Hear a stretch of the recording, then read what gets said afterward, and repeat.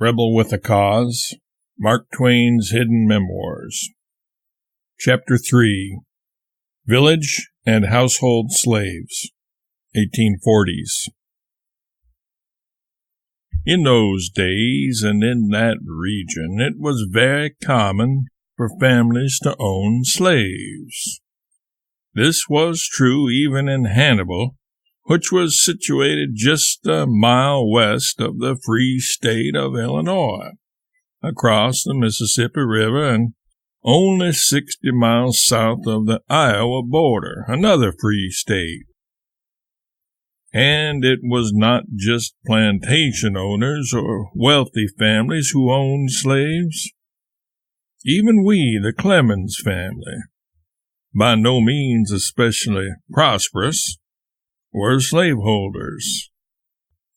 In my schoolboy days, I had no aversion to slavery. I was not aware that there was anything wrong about it. No one arraigned it in my hearing. The local papers said nothing against it. The local pulpit taught us that God approved it, that it was a holy thing. Yet, things I saw as I grew older began to cause me to view this thing differently.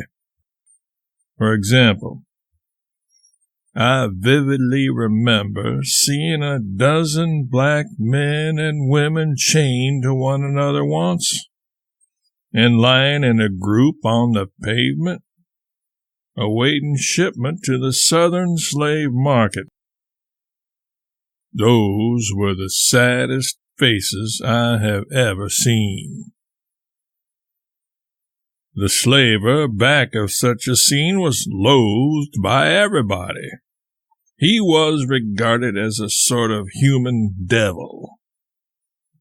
Yet I remember that once, when a white man killed a Negro man for a trifling little offense, everyone seemed indifferent about it. As regarded the slave, though considerable sympathy was felt for the slave's owner, who had been bereft of valuable property by a worthless person who was not able to pay for the loss. I would have been embarrassed to be in any way associated with that slaver. It was then that I first realized that man is the only animal who blushes, or needs to. In particular, I remember a boy named Sandy, who was considered part of my family's property. I remember complaining about him once to my mother, because he was always singing, constantly singing. I asked her to make him stop. My mother explained to me, though, that Sandy's singing was a way for him to keep his mind off his family. She explained to me, he will never see his mother again. If he can sing, I must not hinder it, but be thankful for it. If you were older, you would understand me. Then that friendless child's noise would make you glad. I also remember the slave woman who belonged to a neighboring family, and what she did in 1845 when I was 9 years old.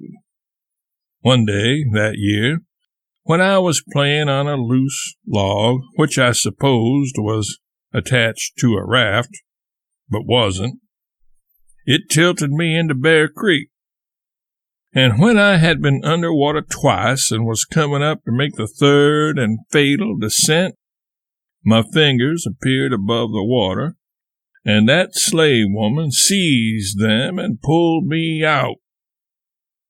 This near drowning of me was not a unique attempt on the part of that creek. Even more chilling for me to remember and shame-inducing when I consider the role my father played in this little drama is the time a long-time slave of the family, who had been with us since before my time, when the family had resided in Tennessee, was sold sometime in the early 1840s, even though she had helped keep me alive through my first months and had even once saved me from drowning in Bear Creek herself. Even after these actions on her part, my father thought it fitting and proper to sell her away, and to a slaver with an especially bad reputation at that. My brother Orion, a lifelong abolitionist, gave his only child the name Jenny, after this former member of our household. Besides Bear Creek, the Mississippi River, which practically flowed past our doorstep, got in on the act of trying to get rid of me, too.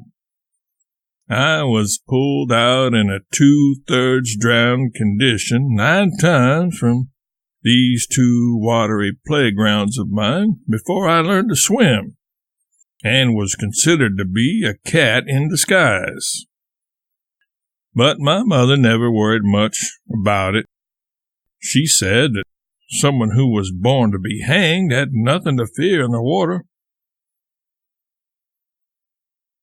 Editor's notes. In the Adventures of Tom Sawyer, a young slave boy is in one scene singing a song, Buffalo Gals, that was very popular at the time, that is, in the 1840s. As much of the details of Twain's novels were drawn from his life, this tune was probably part of Sandy's vocal repertoire. In September of 1841, Twain's father, John Marshall Clemens, was part of a jury that helped sentence James Burr, George Thompson, and Allison Work to 12 years in prison. Their crime? Being abolitionists.